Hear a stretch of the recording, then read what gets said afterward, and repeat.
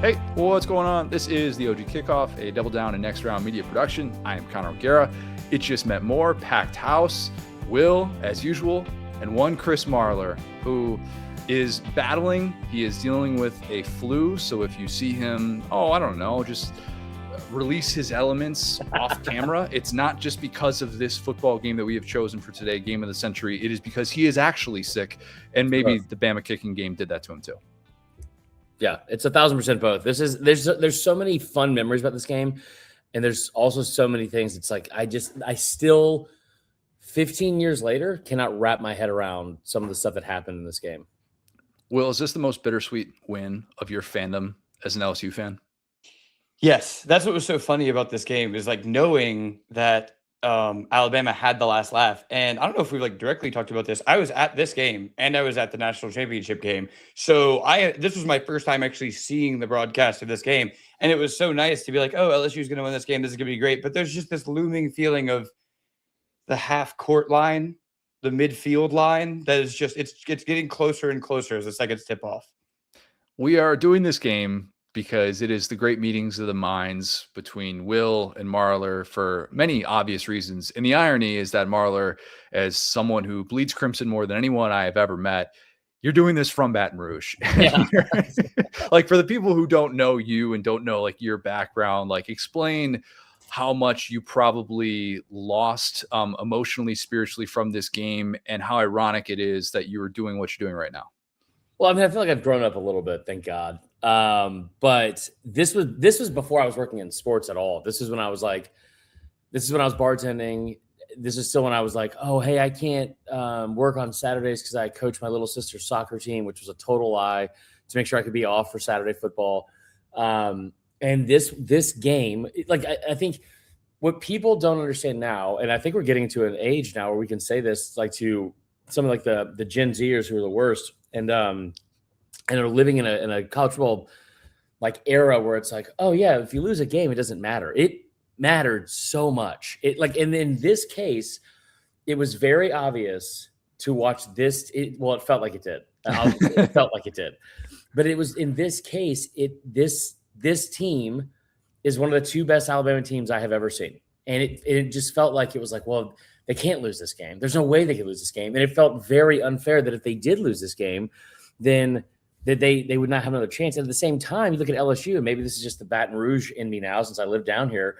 But it also, you look at this rewrote history in so many ways, because I firmly believe that we talk about this LSU team the way we talk about 2019 for a very long time, but if they win the national championship. If they go on to play Oklahoma State, if they go on to win and go 14-15-0, whatever it would be, then I firmly believe that we talk about them the same way that we talk about that team, because they were dominant. Yes, I agree. I think 2011 LSU is one of the great teams to never win a national championship.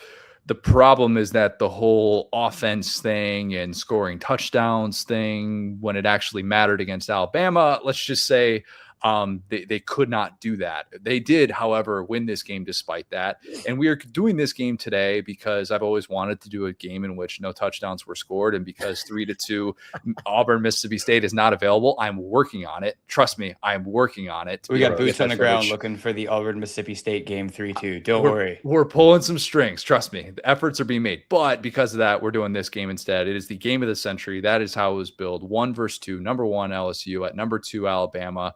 You're right. A game that felt like everything was on the line. And then we have hindsight to be able to say, well, maybe not everything was on the line. But I will say, if Bama gets blown out in this game, Bama doesn't get the rematch. So Bama actually turning this into this overtime down to the wire thing. A conspiracy theorist might say that Alabama was doing the old Greg Maddux thing of just floating a fastball in there and then hoping to be able to just, catch him in the rematch. There was too much at stake with too many undefeated teams for me to think that was likely, but I'd rather believe that theory and live in that world. Yeah, I mean, I think that was kind of the takeaway from this game, is that these are the two best teams in America. And one of the cold takes I have is that, Les Miles said he was ready to be honored to play this team again. Oh, boy. No, you were not. You were disrespected by this team for the second time. But that being said, as a football fan, I could appreciate it and say, hey, this truly was like, as an LSU fan, I wanted to play Oklahoma State because I had a feeling this LSU team was going to run through them and have Brandon Weeden, being a family man before he went to the NFL. But that was not justice, right? These were the two best teams in America. And unfortunately, I do think it's just exactly how this finished out. I will tell you right now that I've gone back and looked at this and done some soul searching. And if Alabama was the team that had 5 ranked wins and whatever the resume that Oklahoma State's was, I would have lost my mind because it just plain as day, it felt like Bama was the most deserving team. They had, I mean, Trent Richardson that year was incredible. The defense was stupid. I mean, the defense was stupid. The other thing that I keep looking back at now that I feel like I misremembered was I never realized the issues that LSU had on offense because they were still boat racing people. They were just doing it in ways that they didn't need to throw a forward pass. And that was like, it shows me now also that it was even more impressive how good this team was. And God, man, the lead up for this game, we got to get into. There's just so much nostalgia going back into this game of to this day. There's not a national championship game. There's not an SEC championship. This is, I don't remember a game ever having this feel before a game than this one did. Gentlemen, we gotta ask the question before we get into all the details, all the categories that we usually get into. Simply put, is this? Oh, we've got construction going on in the back. Tugboats pulled up the Connors Pier. That's awesome. Good Lord. Could you have honked that horn any louder? I don't know if that's possible. We need to ask the question, is this a good football game or a bad football game? Marler, from your perspective, since you are the guest, what do you think rewatching this? It was a great football game. It may not have been the 35-31, but if you watch these two teams in this era of football, when people were still trying to run the football, people were still proud of being able to run the football, it was a fantastic football game. It was awesome. Will, fire away. Good football game, bad football game. Yeah, I love that you keyed in on that too. And that's why I took this specific screenshot, just showing that both teams were tied at 97 rushing yards. Both teams were tied at 6 points. Like, you could argue to a degree, both teams were executing their game plan. And obviously Les Miles' game plan is never let them know your next move, which he did a great job in this game. But yeah, I think that if you are a Zoomer and you're going back and saying, oh, like, boo, this is boring, it really just goes to show, exactly what you just said. LSU's method of scoring points was making the other team make mistakes, getting Tyrann Mathieu out there, doing Tyrann Mathieu things. And so I would say that both teams probably executed their game plan outside of the kicking game, probably for Alabama, but they did enough to set that up. So yeah, I think it was a evenly matched great game. I think I'll put this in Marler terms. I think this game is top shelf bourbon in many ways. Yeah. It's not the type of thing that you can give a social drinker and they can appreciate, like when you and your buddies are sipping on bourbon in college and you're like, why do people like this stuff? This doesn't taste particularly good. And people who just watch this sport kind of in passing will say like, wow, this game didn't have a touchdown. Why would I want to sit there and watch this game for 3 hours? It burns so much. This is terrible. But for those who do have that kind of palate, who watch football week in, week out, who watch the SEC the way that we do, we have a certain appreciation for this because of the type of defense that's on display. You had 60 minutes, you had overtime, and in a game in which you're just waiting on one defensive lapse to result in a touchdown, it never comes. And it's not to say that there weren't defensive lapses in this game. There definitely were. But it's a darn near perfect defensive game, and a game in which, gosh, one of the all-time defense is just eons better than whatever sort of offensive football's out there. I was going to say, I would have said scotch instead of bourbon because the scotch part of it, it's like, it felt like watching these two teams and what they were capable of, the amount of NFL players, the amount of elite talent that was on the field all at once. It also felt like to me that this was, it was so beyond the scope of the rest of college football. This is beyond understanding or enjoyment for so many other teams in college football because they had no concept of it's much easier to sit here and say, no, this team is not that good because they couldn't score a touchdown against this team. And it's like, brother, 44 of the 48 players on that 2 deep from these two teams played in the NFL. We had never seen anything like this. It's crazy. Yeah. I think it was the most NFL talent on the field since 2003 when Ohio State played Miami in that national championship, which it's the 2002 season, but you get what I'm saying. Yeah. The talent is just all over the field. We're going to get it with all the A-listers, the breakout performers, everything like that. where we were for this game, I have the boring answer of like just watching this in like college house with my buddies where, you know, we went to an IU tailgate, napped, came back and watched this game at 7:00 or whenever, 8:00, whenever it was on Eastern time. Nobody cares about me for this one. You guys are far more interesting. Will, you were at this game. Why don't you start us off with your remembrance of this day and how glorifying it had to be in Tuscaloosa? So two-parters to this, right? Because I'll say this, like when you were watching this game, Marler, what was the percent chance you thought you would be working in college football? 0. Like 0. I think I just started doing comedy. That was budding. And I was like, I'm obviously gonna be famous doing stand-up. So it's like, what this, I can say whatever I want about this game on Facebook. That is exactly kind of where I was going here. That's why I wanted to do this game specifically with you. And a couple of things here, you know, we get picked up by the next round. And of course, I immediately text you because I'm like, it's the funniest irony in the world that you're working in Baton Rouge covering LSU. And we're at the next round is obviously based in Birmingham. And like, I'm an LSU fan. You're an Alabama fan. But yeah, I think that's why this era for us is so interesting because we were truly fans. We were trying to get takes off in social media. And so I'll say this was a really big game for me because you know, my family lives in Alabama. Like from time to time, they would get tickets to Bama games. And my stepdad is the most straight-laced businessman ever. So they quickly figured out my mom was the one to try to sweet talk and bribe. Well, so we started getting more LSU stuff and Bama stuff. My stepdad's like, not interested, don't want to go to games. So I actually said, hey, I would love to go to this game. Can I please, like, can you hit up a vendor? Like, can we do that? So I watched this game from a Bama suite. And I remember like throwing up my hands when Alabama won, walking out. And then there was this kind of moment between me and my stepdad where we're leaving and this like drunk Bama fan like walks up to me and pushes me. And my stepdad, like without thinking, picks him up. Is like, hey, that's my son. Leave him alone. And that was like little me being like, oh my gosh, look at this. Like my stepdad loves me. So it was a beautiful moment that would then be ruined by Nick Saban later on. But for like 2 months. Yeah. All-time moment of your life. No, absolutely. I always remember that was the moment like me and my stepdad got really close because he like instinctively did that. Gonna be hard to follow up you and your dad having a great moment together with me answering this question, but I'll do my best. No, I remember this. This was like I watched it at the house. I was living in Stone Mountain, Georgia at the time with my best friend Jeff. We were sitting there and him, and so then like the big games like this on Saturday, we had the same routine every single Saturday. It was like you wake up, go to the golf course. Because it was like 5 minutes away at Stone Mountains. I don't remember the name of it, but like we go play golf, we go get some drinks, we go watch, you know, at that age or that point, I'm 25, so I can drink all day and there's no problems. We are built for it. We are ready to go. And it was like, you know, you go pick up like 50 wings and some beers and you go back coach to the your house sister soccer game.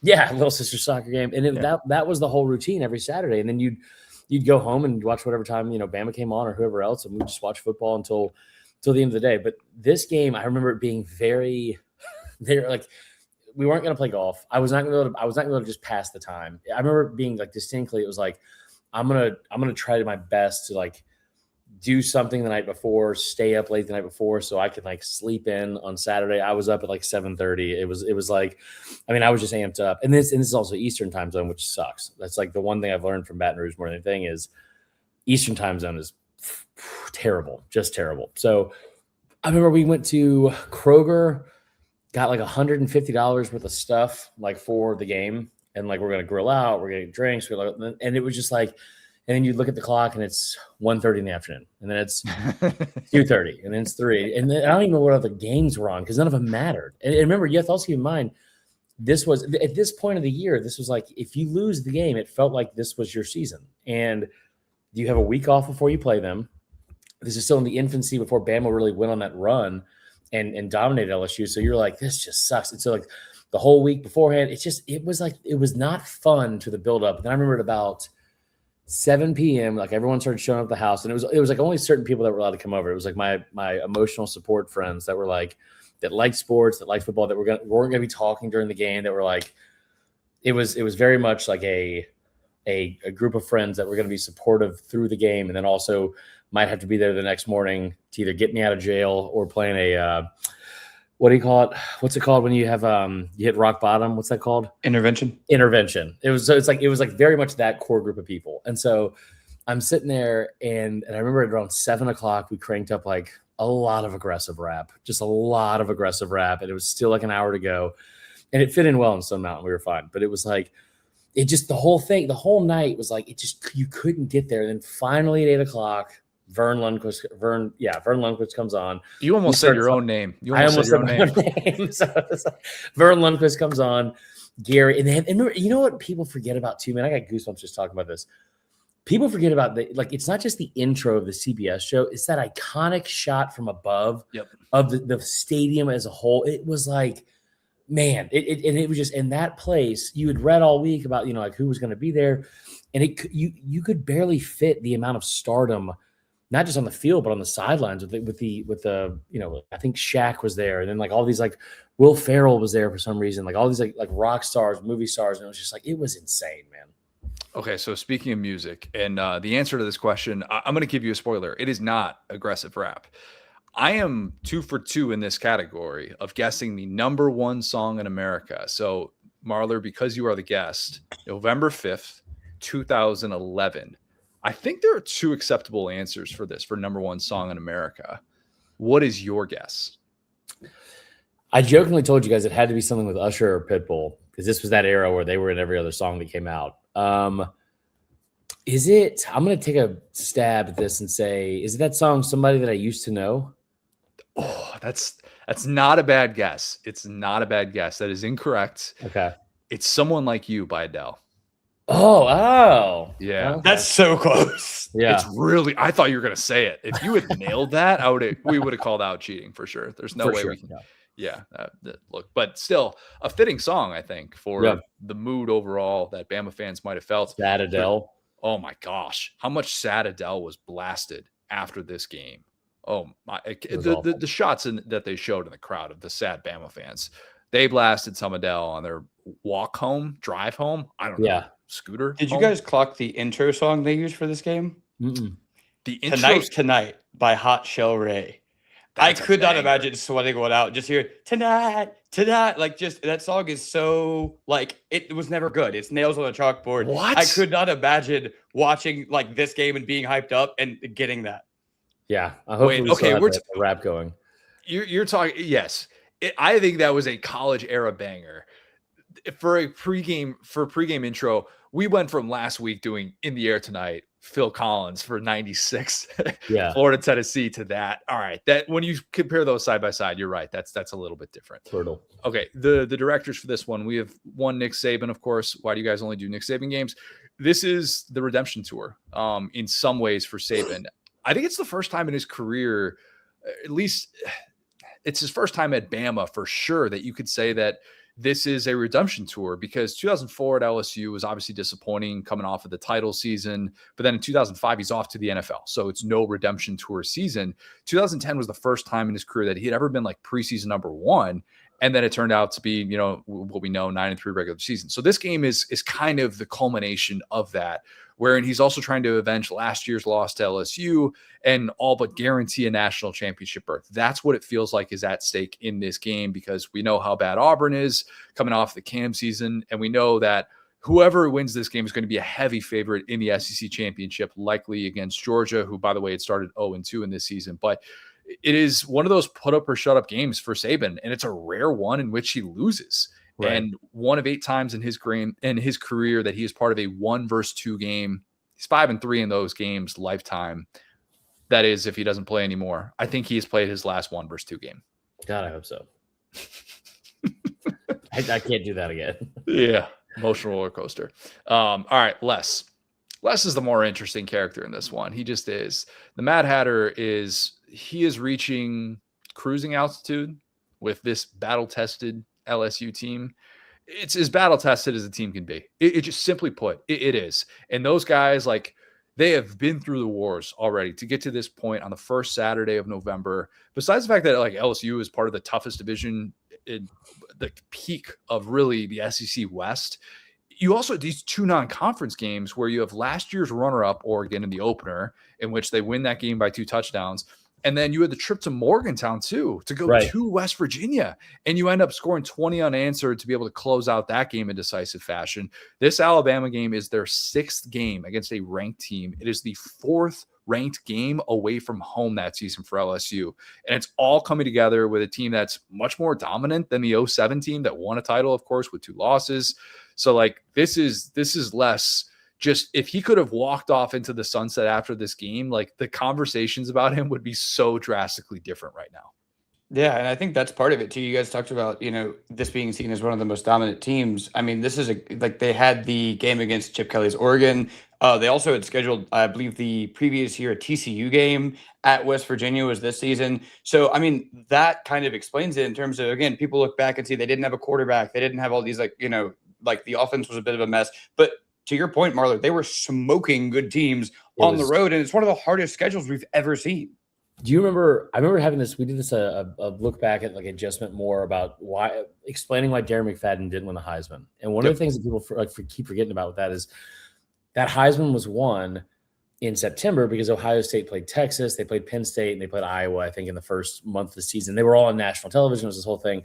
This was very similar to that. I remember going into the season, I was like, Alabama is going to win the national championship. They are too good across the board. There's just no way they can lose. And then you look at LSU, comes in as a top 5 team, plays Oregon, beats. It wasn't the fact that they beat Oregon by 13. It's the fact they put up 40 on Oregon and then held in the way they did it. Like that was one of the big things I used to love watching with these Saban teams was like when Bama would score in every single facet of the game, like every single phase, they had an offensive touchdown, defensive touchdown, and then special teams touchdown. It was like they were doing this constantly each week out of the gates. And then you win 3 games against ranked opponents and they're all in the first 4 weeks and they're all away from home. It was just like, and then you look over and there's just this big dumb oaf on the sidelines and it's Wes Miles, this evil genius. And I remember distinctly trying to think is he just smarter than all of us and he's not letting anyone else into knowing it? And then it's and you had to wonder because they had so much success there. And people also forget that before Saban got to LSU, because LSU is a monster and it feels impossible to not succeed here. And if you remember before he got there, the 8 of the 11 years before Saban, they had a losing record. And so it took him to get there. And then he hands the reins over to Les. And it's like, you're looking at this and it's like, I just don't get it. I don't, it's such a different contrast of the coaches. Les hasn't gone crazy yet. Right. But this is the season that pushes him to the brink. Yeah. This is what leads to his downfall at LSU. There's a lot of off the field stuff that ensues as a result of coming short in this national championship, a season in which he felt like, man, how could I not win it all? And I'll do anything to get back. And I'm going to stop at nothing to be able to beat this Alabama team the way that I feel like I can. And some of it stemmed from being able to win this game, a game in which there were so many points, which we'll get to, in which you feel like, man, LSU has no business whatsoever with the decisions that are being made on the offensive side of the ball to win this game. But because of all those other things that they did so unbelievably well, they're able to pull out this historic win. We have A-listers to get to. There are a lot of characters here that we will probably not be able to get to, and names that are household names that I'm sure we won't necessarily be able to bring up because of all the talent that's on the field. But the A-lister we got to start with is Trent Richardson. Like, my God. It's in the notes. It's literally when we first started doing this, Connor, it's literally the Trent Richardson. I cannot believe he didn't pan out in the NFL. Yeah, spoiler alert. It will once again be Trent Richardson as that category. For the Trent Richardson category, I wonder if it was Trent Richardson. Yeah, I don't know about you guys. I had this, and Marler, you're probably a better person to ask this question because Will, I know your answer to this. I had this lingering thought going into 2011 that sounds so disrespectful that I almost didn't want to say it, but I have to.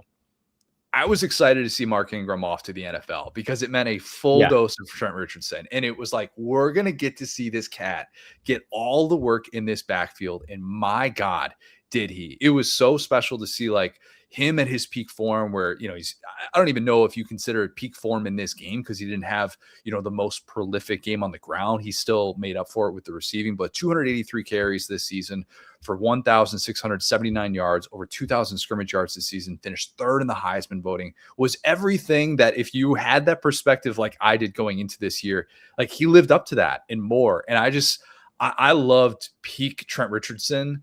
And I don't mean to say that as a disrespect to Mark Ingram. He was just like that dude. And when he was on, it was a sight. My favorite all-time, maybe my favorite all-time recruiting story or like tidbit about him. There's a couple other ones, like Rashaan Evans, when they were asking him how he was keeping in shape before he got to campus. He was like, I chase horses. I was like, what? What was that? It's like, but the Trevor Richardson thing, I'll never forget this. I was in Millersville, Georgia in college, and I was reading like an update on, Bama recruiting. And this kid was number 30th. He was the number 30th ranked player in the country, 4-star at the time, not a 5-star. And the thing said, really, really talented running back out of Emmitt Smith's high school. If he can just get a sleep cycle regulated, he really could do wonderful things. And I was like, brother, heard that. Yeah. Okay. And it was like, what does that mean? He had 2 kids in high school. And so that was one of the things.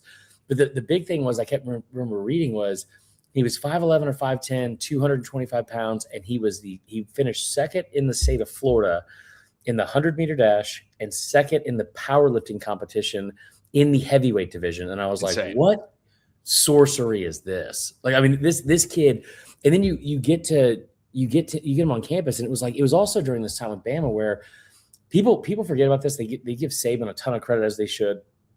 But a lot of times when places like Bama, or you look at South Carolina when they had those 3 straight 11-win years, and some of these other places around the SEC, you're kind of aided in being able to get these incredible seasons and rosters put together because you had this incredible influx of recruiting talent in the state. And that was when you had like D. Milner, Drake Kirkpatrick, a lot of guys from Alabama. DJ Fluker ended up going there.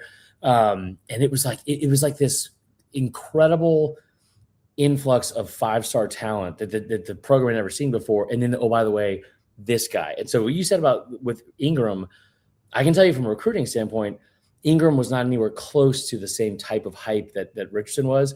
And the moment he said he was going pro, there was a very real part of me that was like, awesome. I know. Because now we get to watch this kid by himself. Because you could see it even in 2009, the runs he had against Arkansas, the one he had against Texas in the national championship game where he's just bouncing off people. And it's like, man, if this guy gets the rock like 25, 30 times a game, what could happen?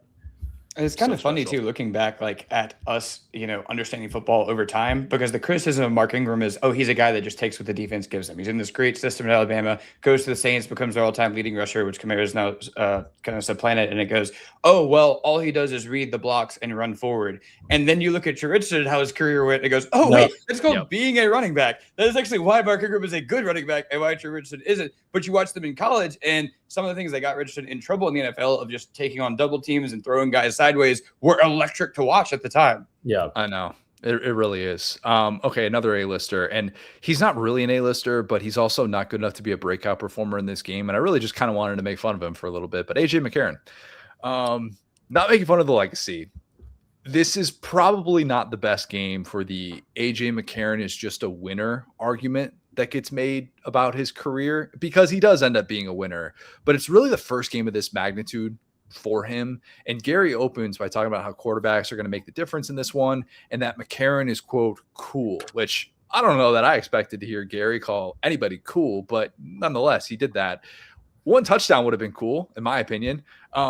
The passing game options are limited in his defense. It's the 1-year gap between Julio and Amari Cooper. Yeah. You've got a go-to option of Marquise May, who, look, he's 5'8", never played in the NFL. I won't hate on 5'8" guys that never played in the NFL. Personally, I won't do that. But nonetheless, you're like, man, they just don't have that dude. And McCarron playing in his first season as a starter, when we knew the offensive identity was going to be all about Trent Richardson, all about the ground game, all that stuff. But, man, the hope is that maybe he can just be like 09 McElroy, who we end up giving a lot of praise to in hindsight because of how he stepped up in some of those big-time games, how well he played in the SEC championship that year. And to this point, that's not the identity that McCarron can play yet. So well before, he is really an A-lister. He's really just known for Bama bangs and a chin strap that just needs to be shaved. That tattoo is because we hadn't seen the tattoo yet. Yeah. Exactly. I will also tell you this too. You look at because I hear this all the time. It's like, well, if LSU could have had an offense, and that's a really good point because it's the year between Julio and then Amari Cooper, because you see what he did with Amari Cooper the next year, that he has 1,000 yards receiving, I think, in his freshman year, and ends up being his touchdown against Georgia is what ends up winning the game. Listen, your leading receivers in this game, Marquise Mays, who was a good 3-star recruit. I remember they said that he ran a 4.35 or a 4.38, not laser time, because this is like 2008. So of course it wasn't. Out of high school, I remember my dad saying, "Hey, what if that's off by what if that's off by 0.2 seconds? What's slowest is 0.58? What if he's running a 4.18?" I was like, "Yeah, man, this will help pass the time until the season." That's a great point. And then you look at the other receivers. Darius Hanks, a kid from Norcross High School, was a 3-star. Brad Smelly, a 3-star tight end. Michael Williams, I think, was a 4-star, but started out at defensive end. And LSU, who we've been told over and over and over again, it's like, well, they just couldn't figure out the offense. Ruben Randall, who was ranked higher than Julio out of high school. Who was the other one? They had Russell Shepard, who's a 5-star quarterback, receiver. Odell Beckham. And so I keep looking at this stuff, and I'm like, man, you're right. Like, he didn't have anyone to throw to, but now I almost wonder, like, what was the offense in general? Because there was no stars that he was throwing to at all that season besides Trent.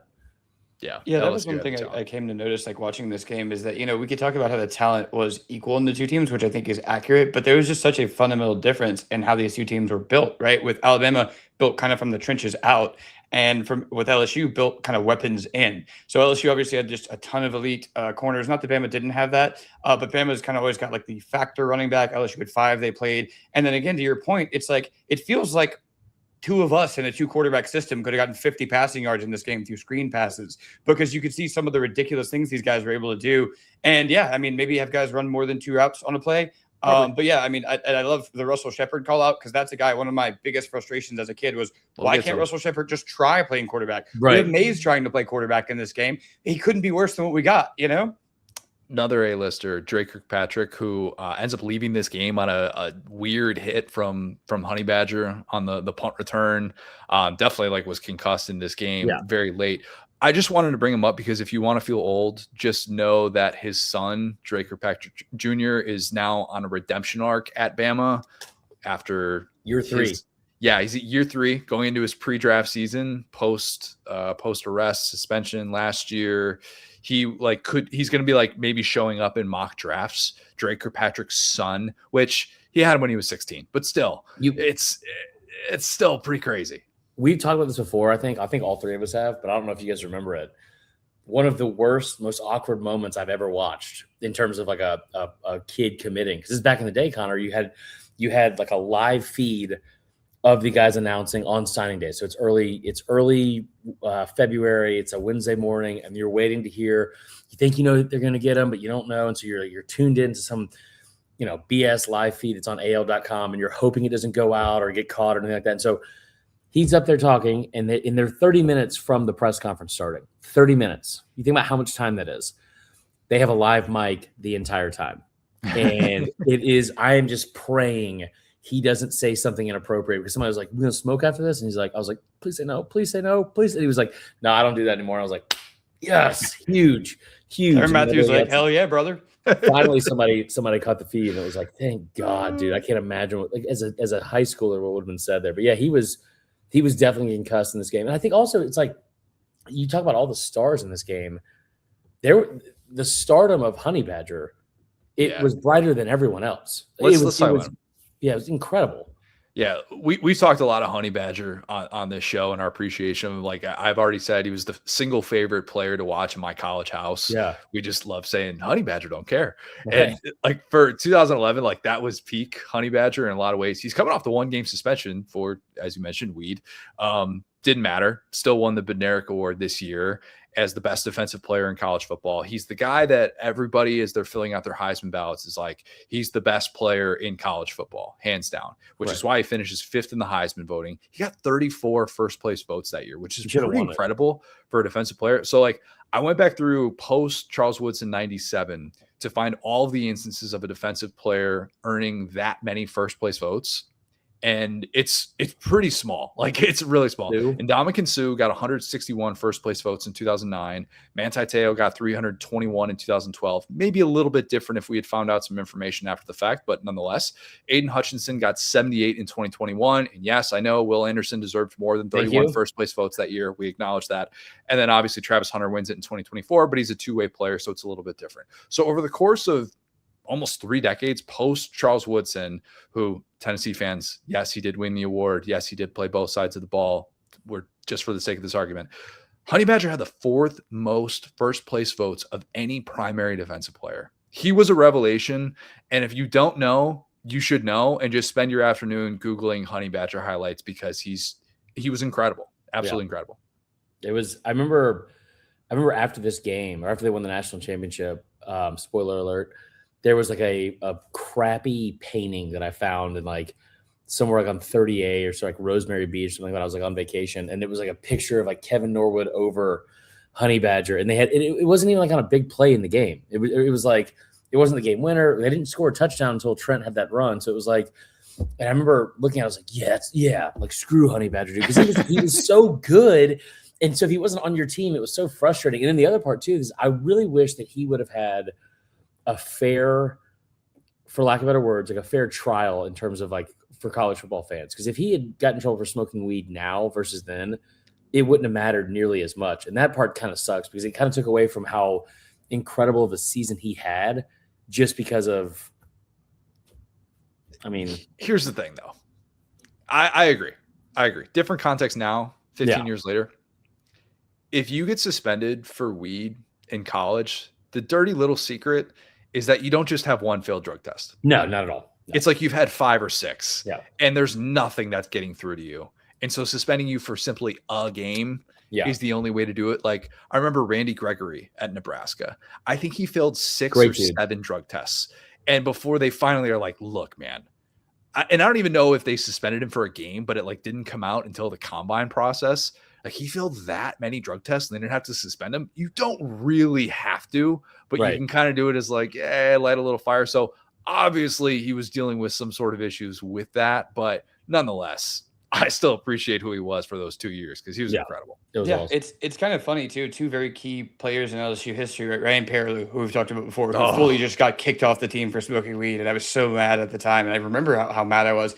And Matthew, who he had like an upward, like a higher number of failed tests, and I believe at the end he got caught for smoking like K2 or like gas station, like something that was some spice. Oh man, what an era! That was a big one. When people were smoking spice. So I think he has gone back and said like I had a problem, and he had a big journey to kind of get to the NFL and everything. But it just kind of goes to show how he has defied the odds. And really quickly going back to Jay Kirkpatrick and that hit.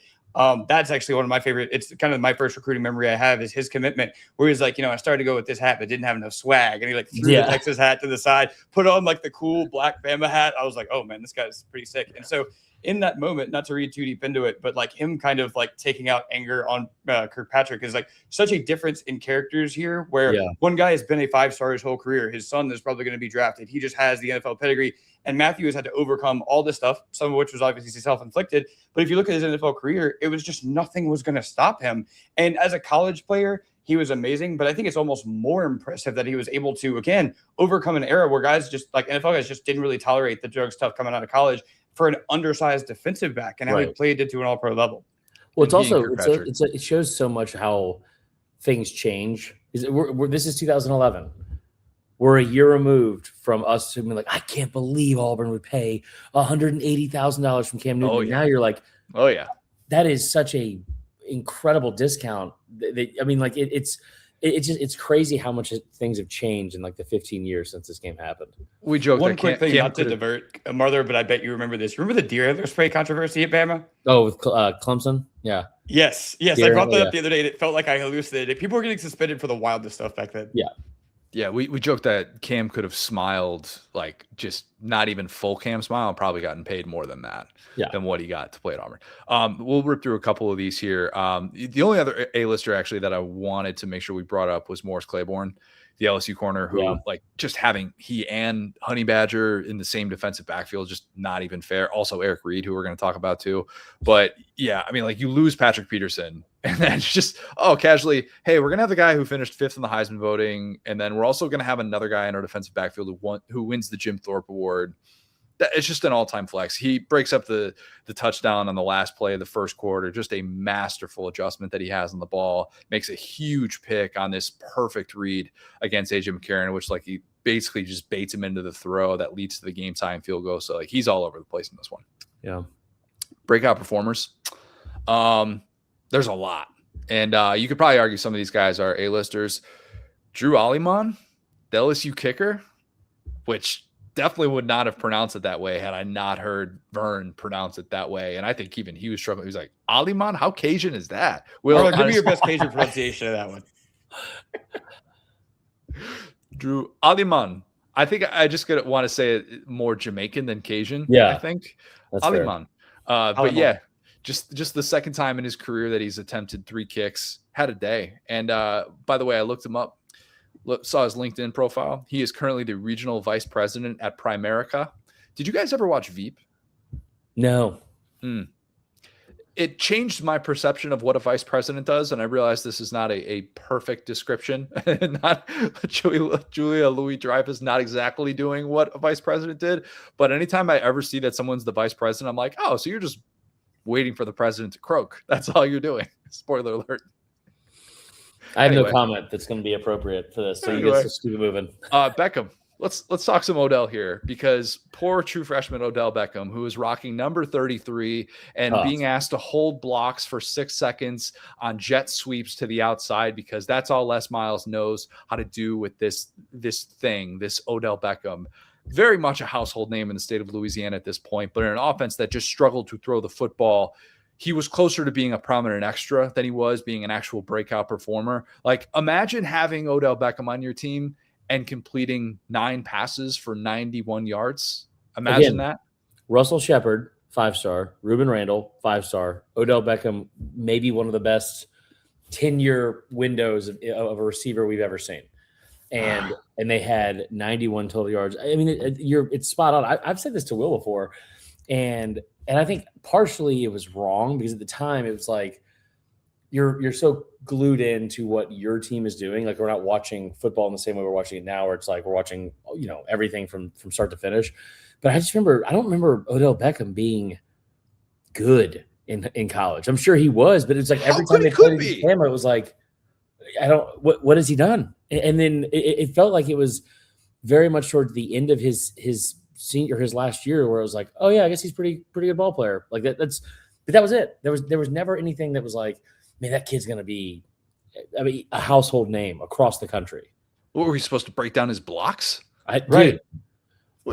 Oh, you're gonna throw the ball downfield? Oh, let's just hope that Ruben Randall's open, or that they have some sort of coverage bust.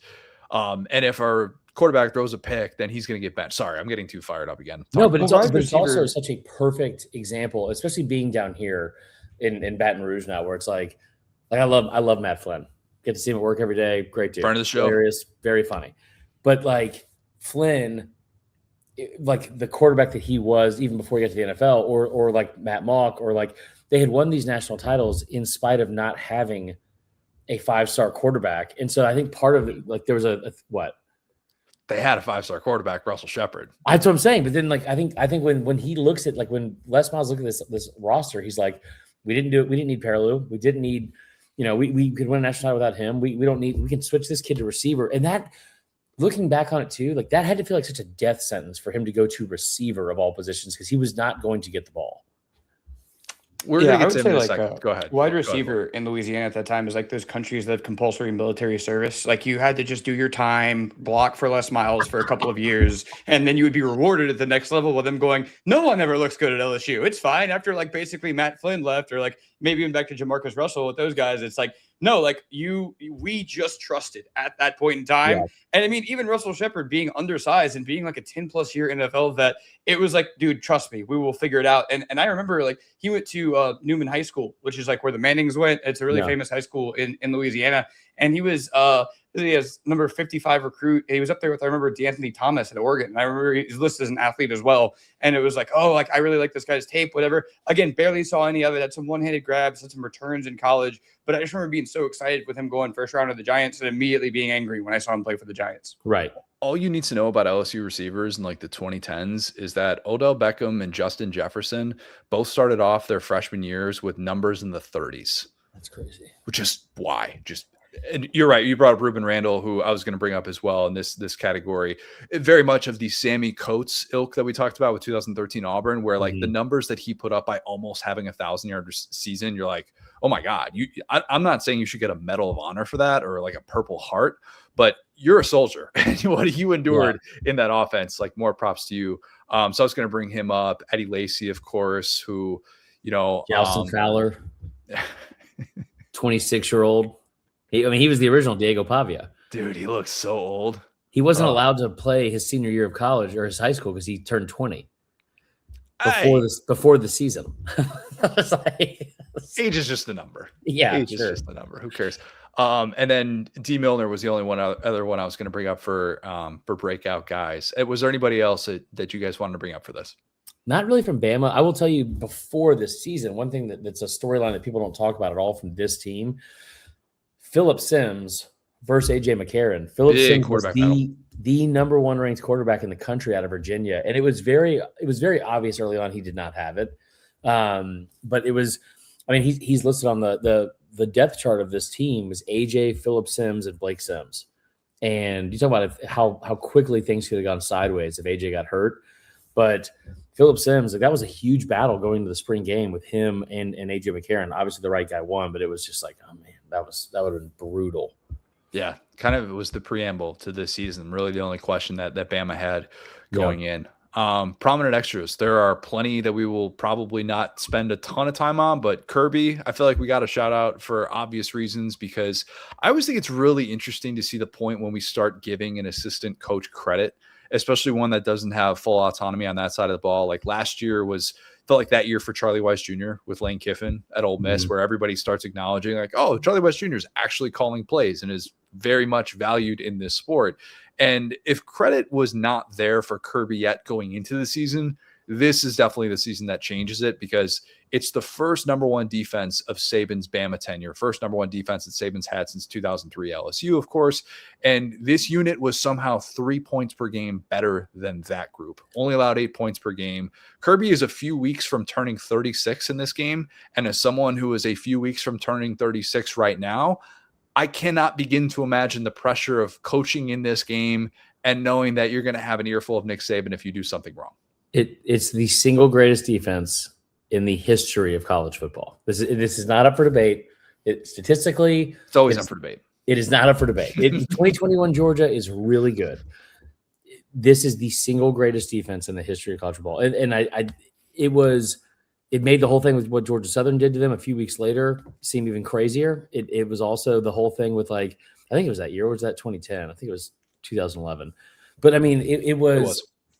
This was during the time when I've told you this too before. This is the team that first made me feel this way with Kirby and Saban, which was if Bama gets a 9-point lead and it's a true 2-score game, the game's probably over. Yep. And it felt like that very much. In this game, there were moments when they were up by 3 and you're like, yeah, I don't know if they're going to score, man. I don't know if they're going to be able to score. So Kirby was incredible, man.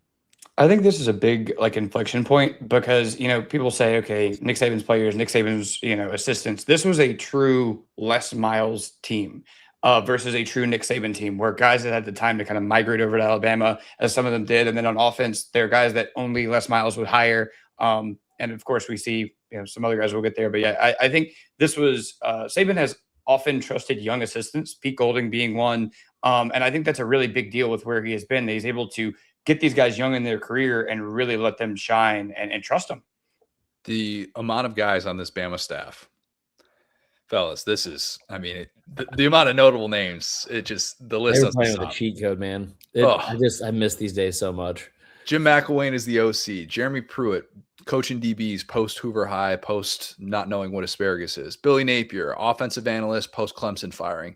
People don't really know Jody Wright as well. I do have some stock in him that he's going to turn things around at Murray State. That's a different discussion for a different time. Grad assistant Glenn Schumann, Joe Judge, who's the special teams coordinator, and then Scott Cochran, the key to Alabama's success, the whole thing, who maybe not quite the key, but still very important at this time.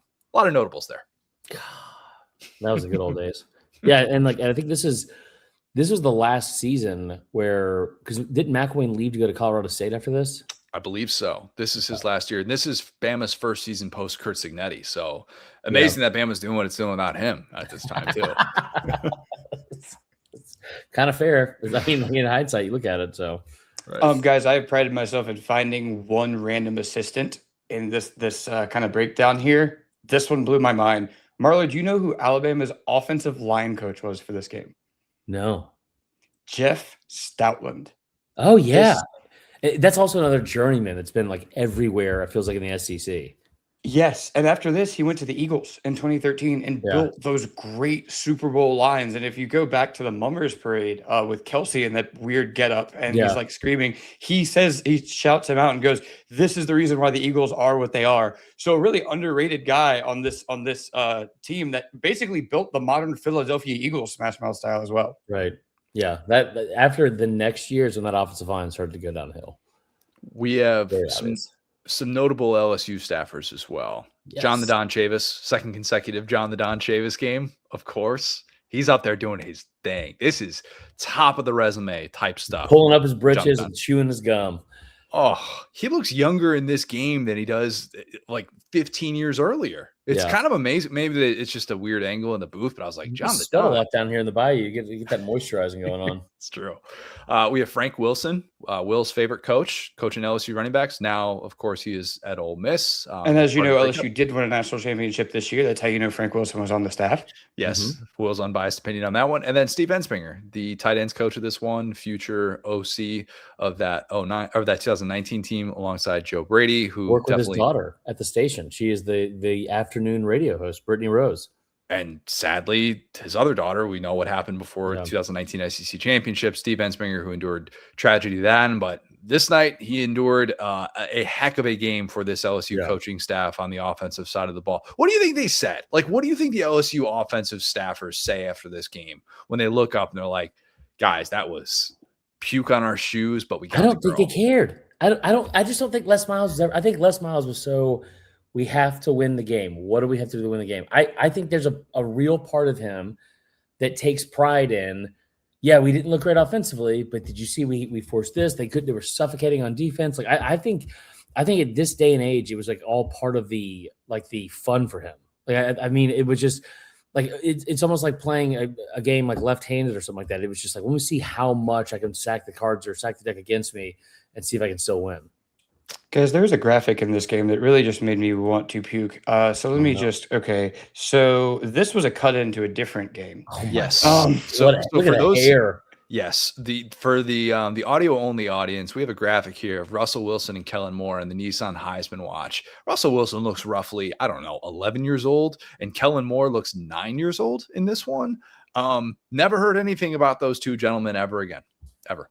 I'm sure neither of them would have loved to play in the SEC. And in fact, this is what LSU had going on during crunch time of this game. As you see, if you're watching on YouTube, we have 24 snaps for Jordan Jefferson, 40 pass yards, 11 snaps for Jared Lee, 24 passing yards, and 2 picks.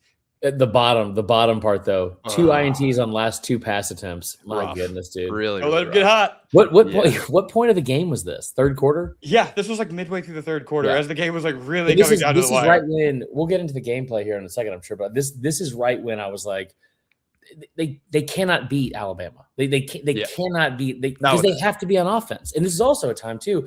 Well, I feel like you'll get this, but like this was during a time of Alabama football where this sounds weird because you usually only score points on offense, but like I got excited when it was like, all right, well, whatever, they're going to punt. Who cares? I get to go watch the most dominant defense ever take the field now and just see how, like, there's a very real part of me that was like much more interested in watching the defense than the offense at this time. 100%. And specifically with LSU, who we talked about Matthew being a return man, didn't get a kick or a punt return in this game. But the other side of the ball, let me focus on that really quick. Brad Wing, Aussie Rules punter, who actually went to my high school in Baton Rouge for a year, Parkview legend, not Parkview of T-Bob Bear fame, but Parkview, Baton Rouge. And basically Chris he Marler wanted to be fame. Yeah. There you go. Yes, exactly. I knew we had that in common, but I knew for sure about T-Bob, so I didn't want to miscast you there. So we both weirdly went to a place called Parkview High School. And again, both sides are represented here. Also very weird. But Wing wanted to be an Aussie Rules football guy. He got cut from his team. He did a student exchange program, did a year at the school in Baton Rouge. Les comes up to go scout somebody else. He's like, who is this Aussie freak? And so he was kind of early on that. I got to give him credit. So special teams was electric. This is the same punter that got the unnecessary celebration, like taunting penalty against Florida. Great time. The weakest penalty ever. First one ever called. If you see him, I had to, again, just in what world are we living in now? I had to go speak at the alumni chapter last year before one of the weekends here on campus at Lod Cook at the hotel. And he was there, and we're asking him questions, and it was like, that dude could still play right now. Look at that kid. Like, he could easily play right now. A lot of tats. Yeah, a lot of tats. Big, and they're all good ones, too. They don't say prodigal son. That was the best part of it, too. Nice. Guys, can we have a Russell Shepard conversation here? Oh, man. I think this is going to sound like I'm making him the scapegoat. I'm not trying to do that. I don't remember the Russell Shepard recruitment in the way that you guys do, just because I didn't follow that stuff as closely back then. So, like, this is what I don't get about all of this. If he was so decorated as a quarterback in high school, and he's this number 3 overall recruit, he's the number 2 quarterback in that class behind Matt Barkley, why was it so assumed that he was going to switch positions upon arrival? Like, what's the point in doing that? Because go back to that 2009 class, and you'll see there is so much talent at the top of that class that Aaron Murray's a part of, and there are plenty of 5-star quarterbacks there, and yet it's just like, oh yeah, like if he goes here, he's going to play quarterback, but if he goes here, he's not going to. If we're already having these conversations about him going in, that's probably not good. And he went to the worst possible guy when it comes to being decisive about offensive football in Les Miles, unless it's going for it on 4th down, in which case you trust him to do that. But like, I think if you want to pinpoint the downfall of Les Miles, just saying like the offense didn't evolve enough and like move on from that. And I think you could go back to that 2009 class and point to the mistakes with Shepard, who's used as this like kind of hybrid guy. Is he playing receiver? Is he playing running back? He's definitely not playing quarterback, even though we definitely have a need for it. But he's one of 3 top 10 recruits that LSU signs in this 2009 class, Ruben Randall, and then Craig Lawson along with him. And Randall's the only one in this game in year 3, removed from high school, who's making a difference. Like, it's just hard to fathom that you could have that much talent on the recruiting trail and not see any of it show up in a game of this magnitude. And I think they felt the effects of that later on. And Zach Mettenberger is on this roster. 3rd string quarterback. The 3rd string. He bumps Brad Wing at one point in this game. He like chest pumps him after a nice punt. It made no sense to me because it's like there's also a part of you that looks at Miles that says like, I think part of him felt like this, like, yeah, we're so good. We're so good. We could probably just run the option and win games that way. And they probably could have, but it's like, why didn't you just do that? There were so many other things that you could have done offensively that wouldn't have been as bad. And so when you talk about how big of a recruit he was, Connor, he was like the number 1 or number 3 player. I remember his prime number player that came out of Houston, which is like, 4 hours down the road here from Baton Rouge. And so him going to LSU, I remember they did a whole thing on ESPN because he was one of the first early enrollee guys. Yeah. So he was on campus early, and they were showing him at the 5, which is like on campus, like a dining hall spot or whatever.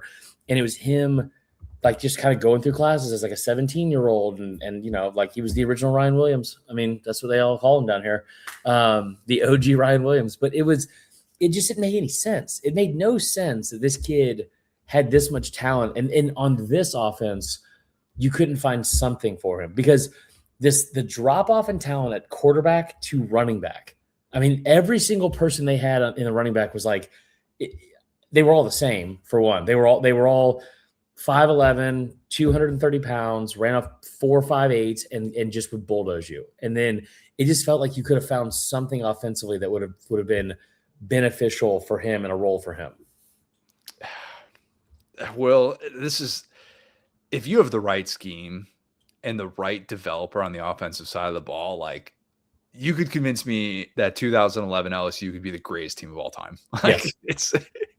Or an average one. That's the best part. Just not a terrible one. And I'll say this, the truth, I've really grappled with this question a lot. I would say that there is the kind of funny answer, which I mean, maybe closer to the truth, which is that Les Miles is stubborn, doesn't really have a plan. And, like a lot of things with LSU fandom, this ultimately goes back to the 2008 season where two quarterbacks come in, both their first-year quarterbacks. I believe Lee was a redshirt freshman and Jefferson was a true freshman. And Jefferson finishes out the year with this big win over Georgia Tech, right? And it's this nightmare season. LSU breaks the SEC record for pick sixes in a season. It's just massive. It was a great time, dude. I remember going to the fair for a game because we were getting beaten out. We were getting like beaten so bad by Georgia and just being like, all right, fine. I'm going to go make plans with my friends. But yeah, like LSU broke this record. And I think after that, Les Miles said, I don't want to make any more quarterback decisions. It's going to be one of these two guys and their ups and downs where he was just going to ride with it. And the unfortunate thing is, if Russell Shepard had been a year younger or reclassified, had been there a year earlier, he would have certainly got a chance to play for that job. I almost got a chance to play for that job in 2008. But by the time he got there, Les Miles had decided, this is my athlete quarterback. This is my throwing quarterback. And that's just what it was. And really quick, there might be a logical way, which is that maybe Les Miles did say, you have a better NFL future as a receiver, which he obviously did. He didn't want to make any too, it's like, this is 15 years ago. And you're talking about a coach that is like, yeah, we can win in spite of whatever we're doing here. It's like the least important like position that we have to field. Like, and now we all know that the way that, like, you look at 2019 LSU, just like, I mean, that's less than a decade later, how important that position was and how important that position is across the entire sport. But like in this scenario, it never felt like it was like people will describe this about Blake Sims. Oh, he's a running back and Lane Kiffin did this to him. Blake Sims was light years ahead of these two. It was, I mean, it was way. Jake Coker, same way. Maybe part of that's because they had Kiffin, but it was just like, it almost felt like it was an afterthought, or they went through practice and saw what they had. And they're like, all right, whatever, we'll figure it out later. But like, let's focus on all the stuff that's going to help us win. And all the different things that go into being a quarterback that just like making, you say like Will, you said before that Les didn't want to make a quarterback decision anymore. He makes a quarterback decision on like every play. Right. He's basically, now we want to run the options. So we got to bring in Jordan Jefferson. You are not a good enough offensive mind to do this. Even Spurrier, maybe the best offensive mind of the last 30, 40 years, is still a guy that was criticized for doing that at points and letting emotion kind of impact that at different points. And yes, there's some strategy to it, but like, you just can't do this and get away with it. And it's maddening to watch him think that he could do this. I hate it. It also brought about one of the funniest things too, because it was like, it would be too obvious if he was only putting in Jefferson to run the option. So then bring in Lee and being like, watch this. And it's like Lee running the option. You're like, what are you doing?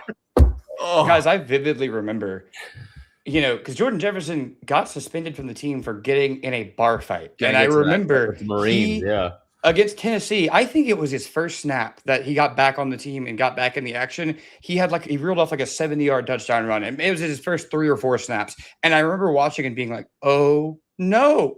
Because the start of the season was all Lee, and it was like, we finally picked a quarterback. We're not going to do any of this nonsense with 2 quarterbacks again. And as soon as Les Miles saw the athleticism against Tennessee, it was like, I guess we got 2 quarterbacks now, a little throuple going on. It was awesome. God, terrible. All right, the only other one that we needed to bring up for prominent extras was T-Bob.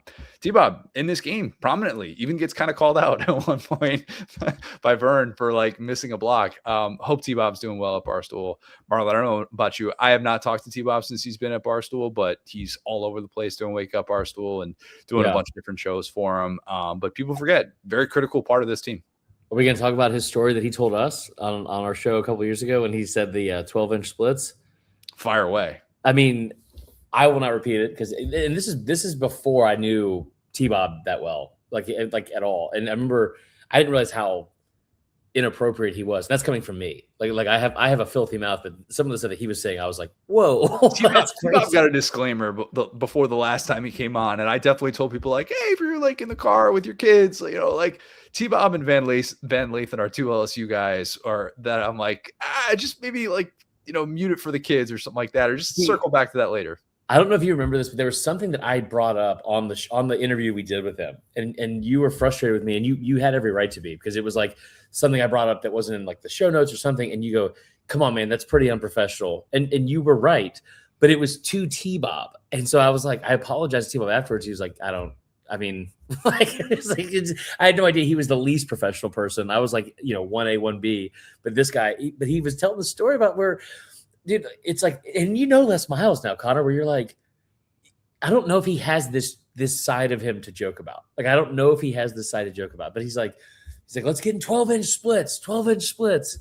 And T-Bob looks at him and says, oh, so like the size of my blank. And I was like, I just can't imagine that ever being something that Les Miles is like, that's a good one. That's a good one there, T-Bob. That was, you know what, T-Robert, that was really good. That was really good.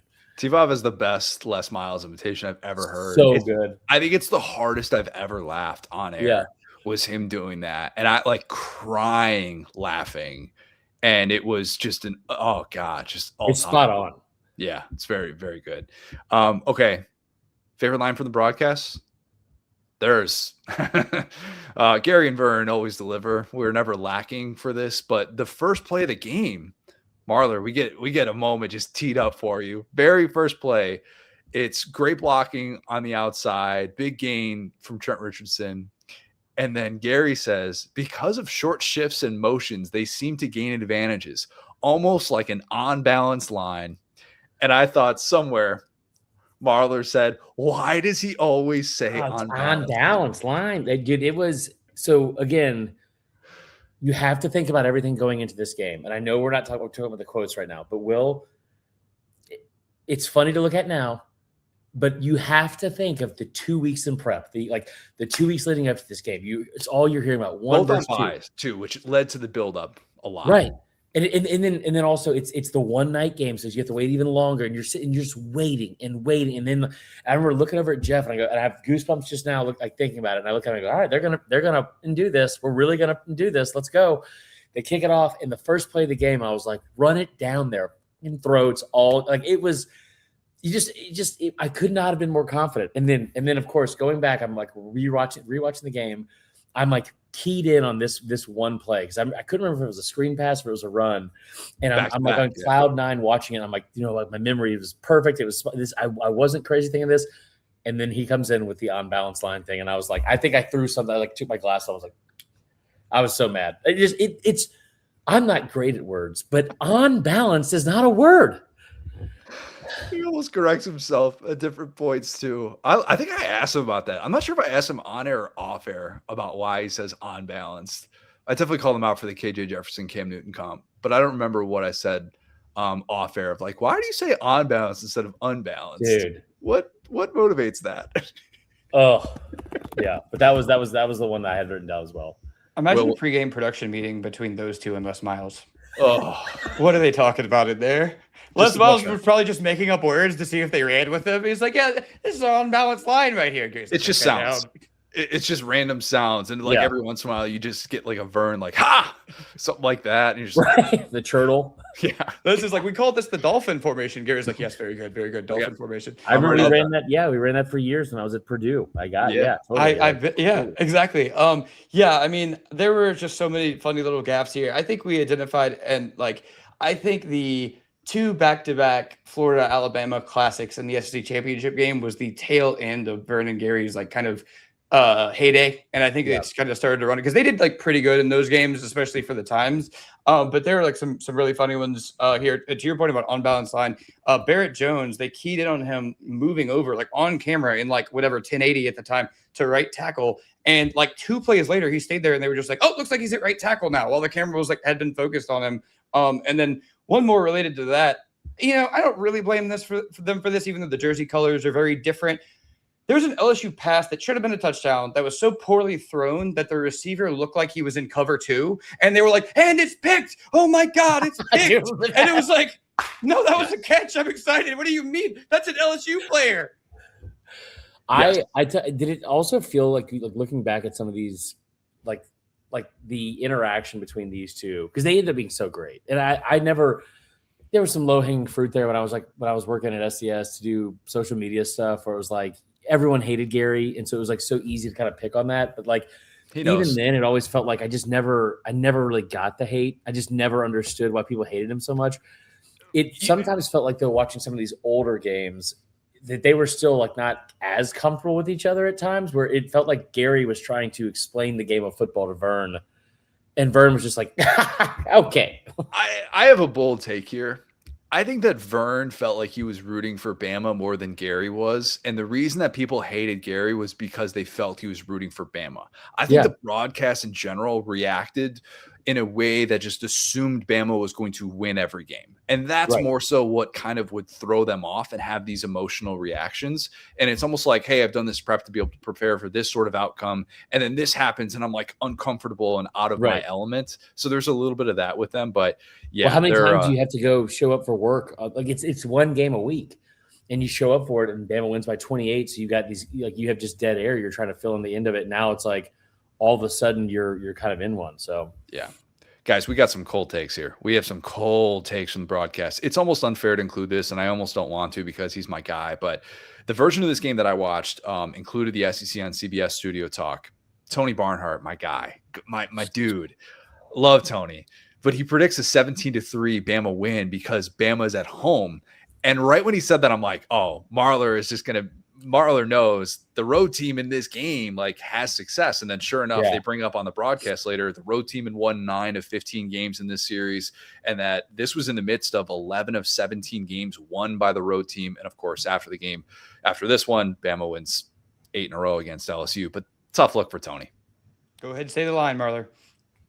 They've lost 6 games in Baton Rouge since the Eisenhower administration. So who could forget? I mean, 1958. We can still talk about it. So, that one was tough. And I think some of the other stuff too was they already started talking about the rematch like ahead of time. And then also there was the thing you flashed up earlier about I forgot the exact line, but they had brought up the Boise State Kellen Moore thing, and it felt like he was way more in line to be a Heisman finalist or like in the Heisman conversation than he ended up being. I feel like there's a reason for that.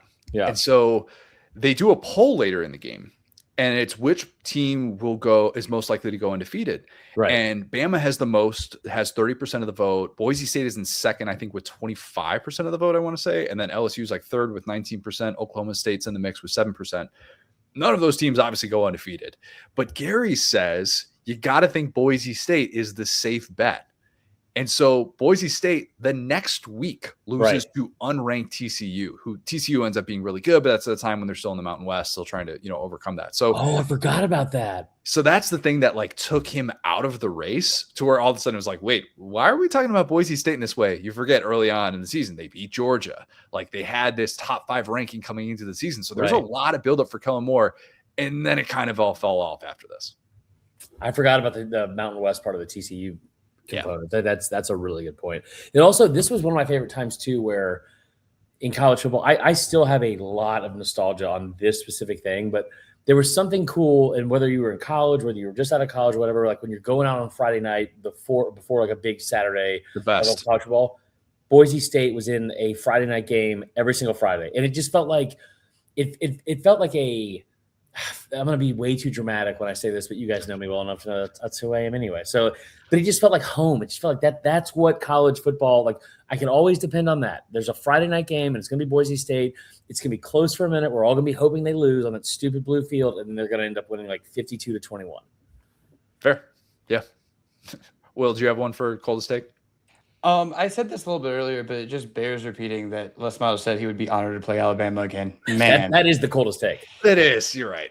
He did not respect that. And again, like I said, I watched T-Bob get interviewed on this, and he was like, yeah, we both each got like a fall camp before the rematch. And again, silly of the SEC to give Les Miles and Nick Saban equal times to prepare before this game with the bye week every year, because that was a really unfair advantage for Nick Saban, just getting more days to try stuff. And what's funny too, in T-Bob's kind of breakdown, actually a pretty transformative piece of me like researching this. He said that that's what Les Miles told them in the lead up to the rematch, was that the option game was unstoppable in this game, which was not my takeaway. No. Like maybe should have been the walk-off touchdown, had stepped out of bounds to the 7-yard line. Otherwise that would have been the case. It wasn't blue. I can't remember the back it was for LSU. Hilliard? Was it Hilliard on that play? Maybe. Yeah, like stepped out at the 7 where I'm like, oh my God, like in real time. I didn't think he stepped out at all. And then the replay very much showed that. But yeah, famous last words to say I'd be honored to play that team again. Buddy, come on. Yeah, that's on Les. You got to do more. Be like, no, I'd love to move on to the next one. I don't want to see that team again. That team was so good. Marler, one other one for you here. Tim Brando. My man. Cut in. your favorite guy in media. I bet he had a nice objective take about the Alabama LSU game happening. He said, yes, he definitely picked LSU to win this, of course. Why wouldn't he? But he also said, remember, the loser of your game might have to fight it out with the Hogs for a Sugar Bowl bid. He said this in the midst of the South Carolina-Arkansas break-in, which was another top 10 matchup, which might as well have been played on Mars while this game was going on. Yeah, about that. How about the loser of this game, instead of fighting it out for a Sugar Bowl bid, is just like in the national championship stuff. But what's crazy, too, is I feel like that's such a perfect Tim Brando thing. He's like, Yes. hey, by the way, I know you're at the edge of your seat right here, and if you lose, your entire season's over. But let me just go ahead and tell you and make it worse, because people forget about this Arkansas, this 2-year stretch in 2010 and 2011. They only lost 2 games this year, and it was to LSU and Alabama. Other than that, they were a really, really good team. It was a Ryan Mallett year. Yep. RIP. They had some really talented players. I'm trying to think of the running back who was number 29, tore his ACL later, I think the following year. But that team was loaded. They just couldn't get past either one of these 2 teams. But that's honestly, I don't even think it's that cold of a take, because it's probably what should have happened. I don't know. I've totally forgot about the Arkansas-South Carolina game. I'll tell you that. A matchup of, like, this is how loaded the SEC was at that point in the time. The second tier matchup is Steve Spurrier and Robert Patrick Petrino battling it out. Right. And also, that's during South Carolina's one of 4 teams in the country that had 3 straight years of 11 wins or more. Like, this is not like your current South Carolina. Like, oh, they're pretty good. They're 9-3 or 9-4. Like, this was an elite South Carolina team. The Jadeveon Clowney reminder that normal people don't play this game. I think it's Eric Reid. I have Eric Reid. So he has a decision to make on the opening drive, where Trent Richardson is coming down with a head of steam, left sideline. He's just picked up this screen pass. Trent Richardson is not going out of bounds. And when Trent Richardson is not going out of bounds, buddy, don't be on those tracks. The train is coming through. All right. He pretty much just lowers his shoulder as hard as he possibly can. And Reid puts his head on the football and pops it straight into the air in a way that, with this misshaped ball of pigskin, I don't know if I've ever seen a fumble caused in that exact way, where the ball just goes straight up and it lands on the ground. I don't know how high it ends up. Like, this ball goes 15 feet in the air and then lands in the same exact spot and then just bounces out of bounds. But, like, I didn't even see until replay watching this in slow-mo. It's like you should be watching this through the lens of NFL films to see how jarring that hit was. It was a car crash on the sideline, and Eric Reid is just like, buddy, we are not taking this today. And it's just an unbelievable hit. It was big boy football all around. Even on the big offensive plays in this one, you see why these defensive players are so highly regarded. Yeah, I think Eric Reid surprised me. And honestly, he's remembered in the pantheon of LSU defensive backs, but I think he's kind of underrated. And, the note that I had to kind of remind myself of, and why I didn't put him in the guys that don't make it in the NFL, is he had a grievance with the NFL for being blackballed after kneeling with Kaepernick. And so he made a Pro Bowl. Yeah, he made a Pro Bowl his rookie season. And, and that was the Niners, like, Super Bowl season, all that. So, like, that he really had a good career. And then, according to him, it got taken from him. But yeah, just how electric and all over the field he was. And I have that written down here. Obviously, the interception, which we'll get to. But Reid versus the Bama backs. And I love how you kind of keyed in on that. That Bama said, hey, we have these monsters, Eddie Lacy, Trent Richardson, and no one's going to want to hit them straight up. And Eric Reid, from the jump, was like, I'm the guy. I'm ready to do this. And I'll close this point with a question for both of you. In the open field, head of steam, would you rather take a hit from Mark Barron or Eric Reid? Oh, that's tough. I mean, at the time, this was, God, it's just those are 2 of the best defensive backs and safeties I think that ever came through either one of those schools, especially during this time. And they were on the field at the same time, of course, with each other. I think the answer for me was probably, I don't know, probably Barron, I guess. But Barron ended up going to play linebacker in the NFL. So I would just take coma. Yeah. Just knock me out. I don't care. Hard pass. And then Eric Reid makes arguably the most pivotal play of this game on that pick. Let's talk about this. Let's get to it. I purposely did not watch this play because in my mind, it's still a touchdown. I went to bed that night saying whatever BS coach speak, best team won, really hats off to LSU, blah, blah, blah, on my Facebook account, because I think I had 4 people following my Twitter at the time, my first one. And then I went on this long-winded thing about trying to be good sportsmanship and all that kind of stuff. You guys know me. Always, Sportsmanship's always a part of my deal. Even Allie's laughing at that in the background. But then at the end of it, I was like, and bottom line, I was like, all that being said, when Marquise Mays comes down, or whoever, it's Michael Williams comes down in the end zone holding the ball, it's a touchdown, and everyone was like, okay, that ball's interception. Here's the thing.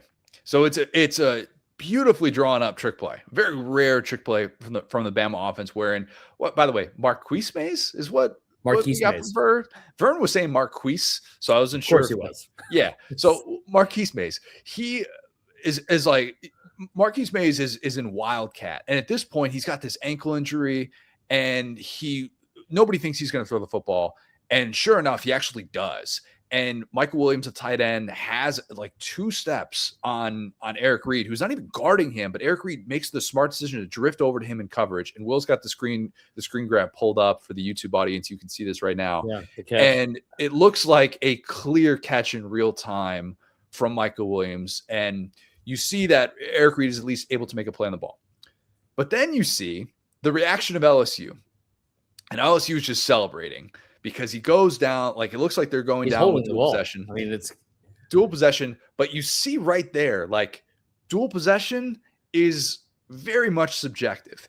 And when Reid goes up for it, he makes the very savvy move in real time to hit the ball enough to where Michael Williams does not have possession as he's going down. At the very least, you can argue that. And it's not a situation where he wrestles the ball away on the ground. You can see the ball already moving. They have like 3 or 4 different angles on the CBS camera.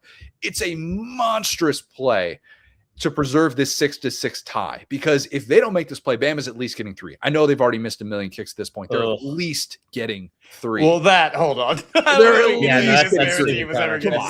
the coldest take of the show. Right, maybe. Here's the thing.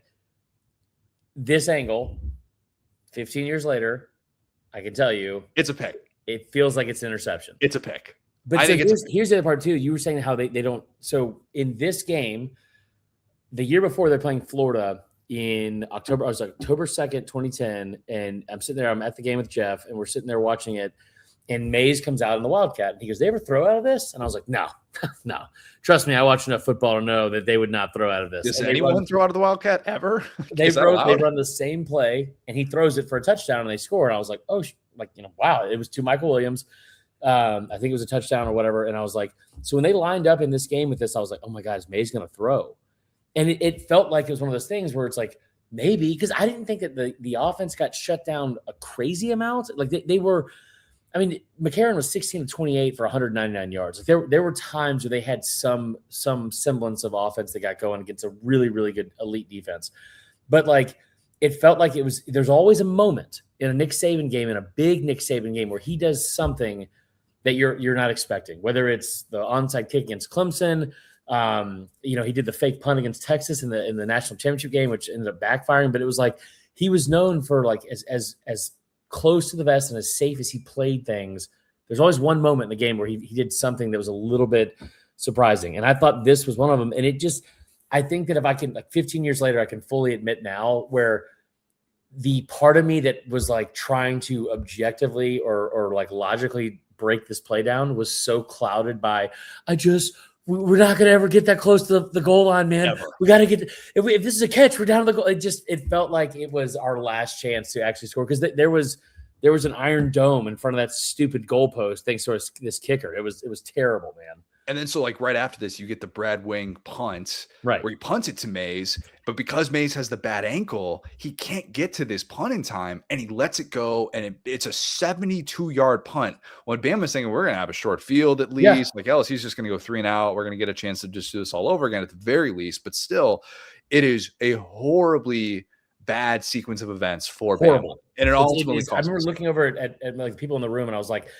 well, they're not going to get a first down. There's no way they're going to dig themselves out of this hole. So at least we'll have a short field when we get the ball back. And then of course that's what happens. You're like, and then it begs the question, why is Marquise Mays back there with a bum ankle if he cannot be able to cover the 53.5 yards on each side of the field? That was a huge issue. Oh my God. Yeah. Well, great play design. Guy is open. I was looking this up because you nailed that about the Florida game. That was his other career college pass attempt. He has 2 career college pass attempts, which is 2 more than Russell Shepard. So I was That's crazy. on the money there. But yeah, like I said, at the game, it was just impossible to tell what this was. I remember it felt like there was about to be a Tennessee Ole Miss mustard bottle level revolt in the stands. And again, I don't really go back and watch games like that because I like to remember how I saw it. But yeah, it was a bang play, but I do think they ultimately made the right call there. I do too. All right, the Trent Richardson. I can't believe they didn't make it in the NFL, guys. It's just Trent Richardson. You can. Why we made it. That's why we made that. This is first play of the game. I cannot. I probably bruised my sternum from beating my chest so hard on that first run. It was just like you. What do I say all the time? You can talk all the you want for however long. Like you have the game on your message boards, all that kind of stuff. But at 8:00 on Saturday night, they're going to tee up that football, and you got to go up there and play Nick Saban in Alabama. And this guy was like the epitome of that whole thing, and so is the defense. I will say I'll take back my answer is Trent for this one. I don't think I gave an answer for the last one. For like just they don't whatever, like the freak Jadeveon Clowney. I'll give it to the entire defensive line on both sides. Yeah. Because there were some studs on both sides of the defensive line. And we didn't see it in this game, but the one who became an emerging star later was his little bare hands, Nick Gentry, number 58, who became a star in the national championship game. But there was, the defensive line play and the talent from that and the trenches in this game was crazy. Definitely. I think you could say that about both sides of the ball. I mean, just all over the place. There is talent. I watch games back now with Trent Richardson, just trying to find moments in which the vision's not there. And I'm of the belief that he lost vision when he got to the NFL. Because you can't find it. The signs are not there. And I know NFL people like to make fun of that. I definitely went on a deep dive of just searching Trent Richardson vision on Twitter, and it led me down a rabbit hole that I'm like, oh my God, this is just depressing me. I don't want to remember Trent Richardson in that way because there are just too many signs that he's amazing. Will, did you have any for this one? One more being Mo Claiborne. I remember in the pre-draft process, he was unable to get a 225 bench, and he scored single digit on the Wonderlic. So maybe we had seen that. That's a dual threat, folks. That is a guy who's got the game mastered. I think the signs were technically there, but again, DBU you kind of give the credence to, but he was kind of the only guy that didn't play out. Why was he taking the Wonderlic? They all do. Remember when we did? I thought it was quarterbacks. I think that they at that time at least gave it to kind of everybody because there are some historic Wonderlicks you can pull up, and I think none of it matters. Obviously, it doesn't really. There are some historic Wonderlicks we can pull up right now, Connor. Marler, you got a 36, I think. I got a 47. 47. You can't even count that high. That's not true. Dude. We took the test, and I looked at it, and I was like, because so when I was at Houston's, they made you take the Wonderlic for some reason. I got a 36 the first time. Then I had to go back and take it again, and I remember telling you, you did not get a 47. I go, Connor, I swear to God. I swear to God, I got a 47. I'll draft you. I still have the picture of it. I post it every year. That is my all-time. I feel like I'm getting dumber by the day at this point. That is my all-time. Hang my hat on that. I got to retire after that. The thing you didn't know / remember until researching this game. I'm probably gonna have more on this than you guys will. Different place for me, but I had forgotten that Bama had the 2 different kickers missing field goals in this one. Kind of thought it was all. Can I tell you the Dyke Marler? Tell us about Cade Foster and his big arms, but not a big leg. Cade Foster was a 3-star linebacker recruit, I believe, at a South Lake Carroll High School in Texas, where McElroy was from. Big time football factory, all that kind of stuff. As they're recruiting him, my dad says, "Man, Saban," and I was like, "What?" And he's like, he's just always one step ahead. And I was like, what did he do? And he goes, he's a linebacker recruit. He had 5 offers from around the country. It was like Oregon State, which we should have known was a problem right off the bat. We just got a sleeper cell for them. And then it was like Oklahoma State, and there's a couple smaller schools, but he had 5 offers from FBS level places. I think Stanford was on him to play linebacker. And I was like, what are you saying? He's like, he's going to have him a linebacker at kicker. I mean, that's just one extra tackler. And I was like, man, that's so smart, dude. Hey, can he make field goals? Can he also make field goals? And people forget that 2 years later, this is the same dude that was in the kick 6 where Bama had the ball 5 times inside the 30-yard line in the 4th quarter alone and refused to score points in any of them. That's almost impossible to do. Long distance kicker needed more distance. Bama missed 3 kicks in the first 18 minutes of this one, and I forgot that they were just shuffling kickers in the way that LSU was shuffling quarterbacks. So, yeah, forgot about that. And then forgot about Shepard could have been our kicker. Yeah, Russell Shepard probably would have been great. 5-star kicker, too. And then I forgot about the Jordan Jefferson suspension to start off the year. LSU starting quarterback, 2-year starter, suspended for 4 games, bar fight, Marine.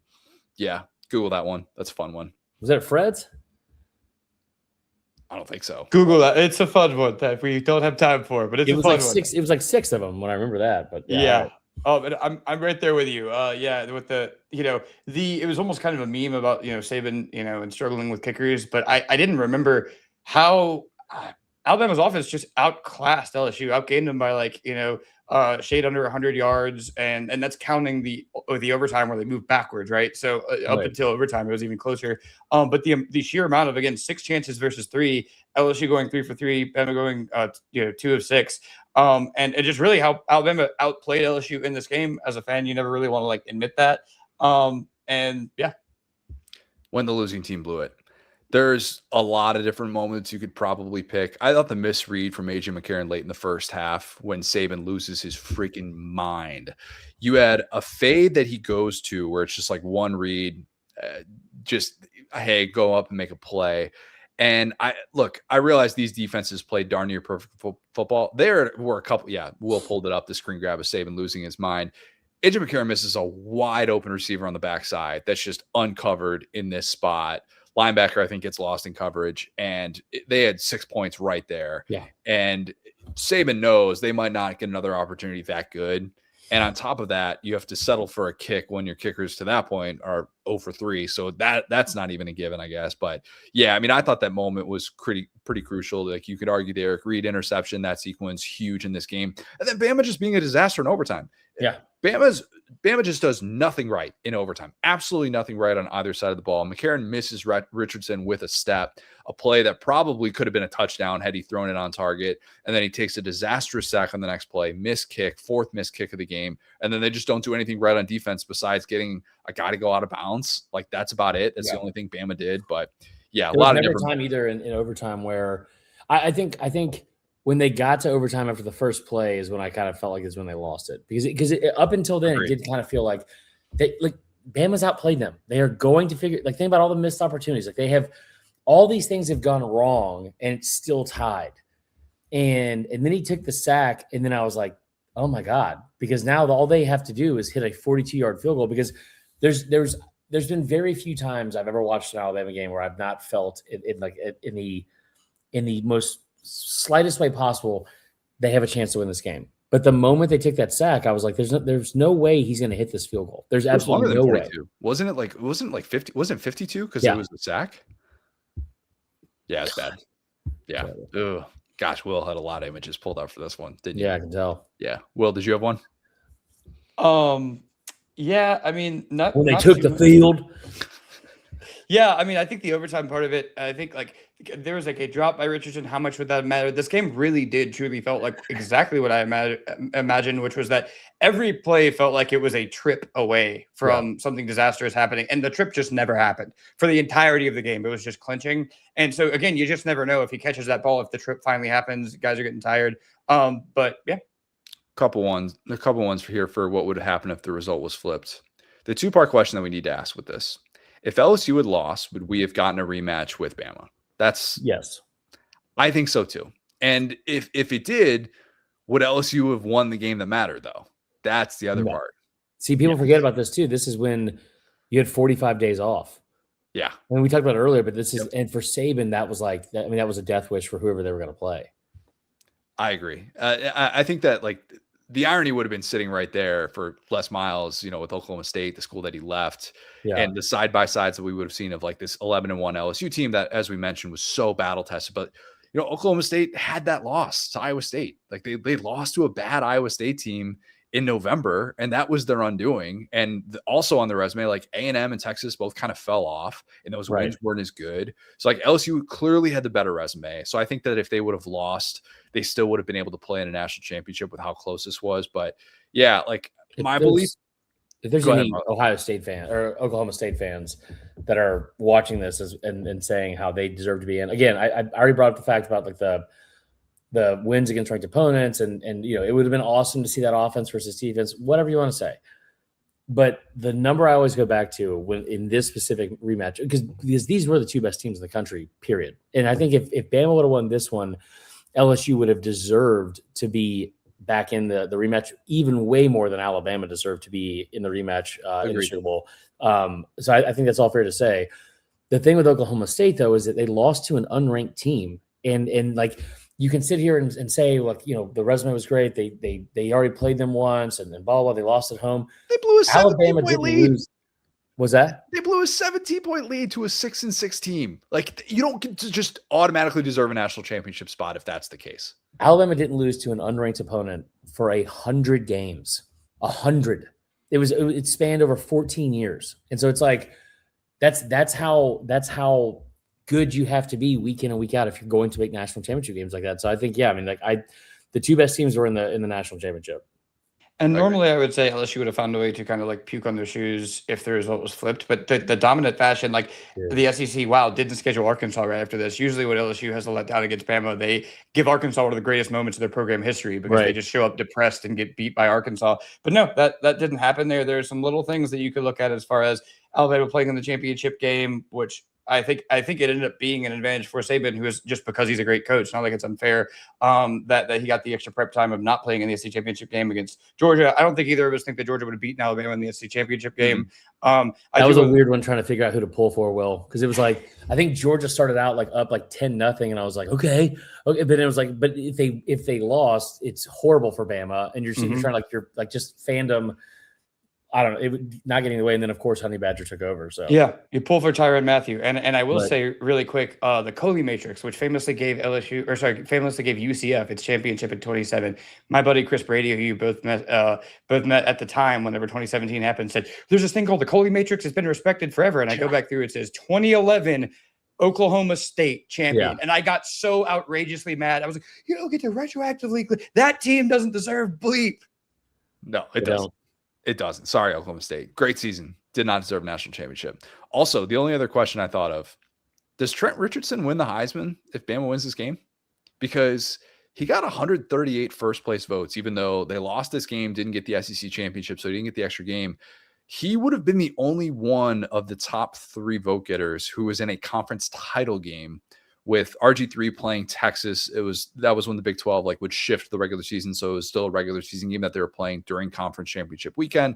And then Andrew Luck was already done with the season at that point. So I don't know. I think you could have made a real case if he goes out with a 150-yard day against Georgia, who led up 207 and 3 touchdowns on the ground to LSU. Yeah, I think he would have had a real case to be able to do that. He already had the nearly 1,600 rushing yards, 20 touchdowns on the ground pre-Heisman. I think Trent Richardson would have had a real case to win the Heisman if they won this game.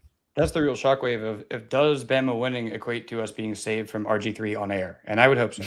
Dude, that's the thing too. Is I would say I don't know if he wins the Heisman because obviously Andrew Luck, but I also think that you have a very real case that he's not going to finish third. He's not going to finish third because he would have had another game to put up. He would have been the focal point of that offense against Georgia. They would have beaten Georgia for sure. And then the other big thing too is I think that was an 8-4 Baylor team, right? Didn't they go 8-4 that year? They were one. I think they were one game better than that. Okay, but that was like a blip on the whole. Well, it's the best player on the best team type situation that we've heard for years and years and years. That was, that Baylor was not anywhere close to being as good as Alabama or LSU. They were 10-3. 10-3. Yeah. RG3 put up very similar numbers to the guy who won the previous year, right? Albeit with some different context and some different competition that RG3 was facing, if you get what I'm saying. That was my way of trying not to compare RG3 to Cam. I think I succeeded in doing that. The player image will always remember when thinking of this game. This one's easy. Go ahead, Marler. It's the kid crying. It's just it's this dude, and it will always be this dude. I remember walking out of my living room. I was so dejected and so mad. I lost my. At this point, we've been drinking for all day. I lost my phone. Found it the next morning in my neighbor's yard. How far did you throw it? I don't know because I think it was in their house, but it was in was in a Ziploc baggie for some reason. I don't know. There was a lot of stuff going on that night. I remember being so upset. I was like, I don't want to talk to anybody. I'm going upstairs. And I remember walking by, going up to like the stairway, and I went like this. And it wasn't like man, I'm so mad. It was just like, damn, like that sucks. And I just kind of like hit the wall, and my fist went flying through it. And I was like, that's great. I guess I'm not as grown as I thought I was. But it was this was I remember getting up the next morning hoping I would be able to sleep in until well into the day, just like the day before. And I think I got up at 7:30 and went to IHOP and ate my feelings. Do you think this guy did too? 1,000%. If you're watching on YouTube, you can see this guy and his significant other that I think he's with just what an interesting hairstyle that she has. She looks like she was pulling her hair out the entire game. Yeah, I felt like that was popular back then. Yeah, it's kind of like do they call that a weave? Like the frayed, they do not, but they don't. the frayed middle part that was like the bangs part. That's such a weird. It's a weird 2007, 2011. Forget I said that. Please forget the people that I asked if that was a weave. That was not. If you had to cover it, saying the most problematic thing on a pod with me and Marler, cash your check right now. Yeah, right. I misspoke. I want that back. Oh, that poor guy. He looks so sad. Yeah, there were some Bama fans crying that those images got some life. Oh boy, did they! So many. Marler, Will, how many of these do you have pulled up? And is Marler going to see anybody that he knows in these?